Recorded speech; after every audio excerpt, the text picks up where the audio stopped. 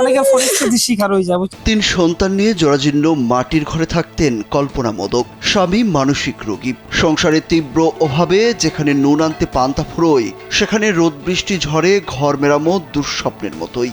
কিন্তু অনেকদিন বাদে হলেও তার দিকে যেন মুখ তুলে তাকালেন সৃষ্টিকর্তা। হাতে পেলেন নতুন ঘরের চাবি। নাম প্রকাশে অনিচ্ছুক এক আমেরিকান প্রবাসী কল্পনা মোদকের জন্য একটি পাকা বাড়ি নির্মাণ করে দিয়েছেন। এরই মধ্যে কল্পনা মোদক ও তার 3 সন্তানের হাতে ঘরের চাবি তুলে দেওয়া হয়েছে।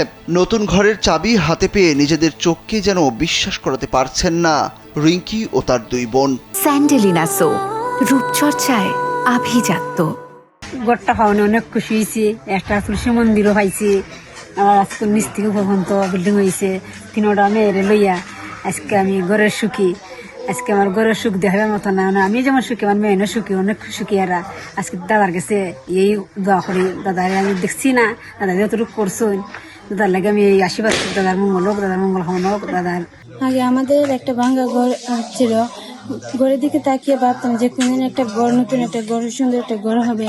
তো রোজগার না করতাম, ভগবানকে বলতাম যে ভগবান একটা এরকম একটা সুন্দর একটা ঘর অর্জন।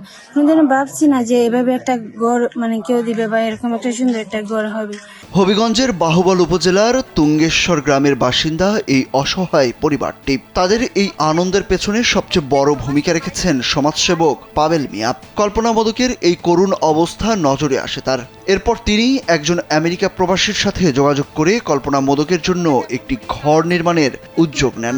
বারান্দা সহ 3 কক্ষ বিশিষ্ট পাকা ঘর নির্মাণ করতে ব্যয় করা হয়েছে 4,56,000 টাকা। যখন সময় কাকির ঘর ছিল না, আমি আমার জায়গা থেকে আল্লাহর নাম নিয়ে জাস্ট চেষ্টা করেছি। আল্লাহ পাক রব্বুল আলামিন নাম প্রকাশে অনিচ্ছুক মামার মাধ্যমে এই ঘর আজকে নির্মাণ করতে আমরা পেরেছি। এমন উদ্যোগকে স্বাগত জানিয়েছেন বাহুবল উপজেলা নির্বাহী অফিসার মোহাম্মদ মঞ্জুর আহসান। সরকারি বিভিন্ন দপ্তরগুলো সোশ্যাল সেফটি নেটের মাধ্যমে সমাজে যারা সুবিধা বঞ্চিত আছে তাদের নিয়ে কিন্তু কাজ করে। আসলে সমাজের সুবিধা বঞ্চিতদের জন্য যারা সমাজের অবস্থাপন্ন লোক তারা যদি এগিয়ে আসে তাহলে বিষয়টি কিন্তু অত্যন্ত ইতিবাচক, এবং আমরা চাই যে সমাজে যাদের সুযোগ আছে এবং অবস্থা আছে কাজ করার মতো, তারা যদি সমাজের সুবিধা বঞ্চিতদের নিয়ে কাজ করে তাহলে কিন্তু আমরা সকলে ভালো থাকতে পারবো। গত সোমবার কল্পনা মোদক ও তার 3 সন্তান রিঙ্কি, পিঙ্কি ও রিমির হাতে ঘরের চাবি তুলে দেওয়ার সময় উপস্থিত ছিলেন গ্রামের গণ্যমান্য ব্যক্তিরা।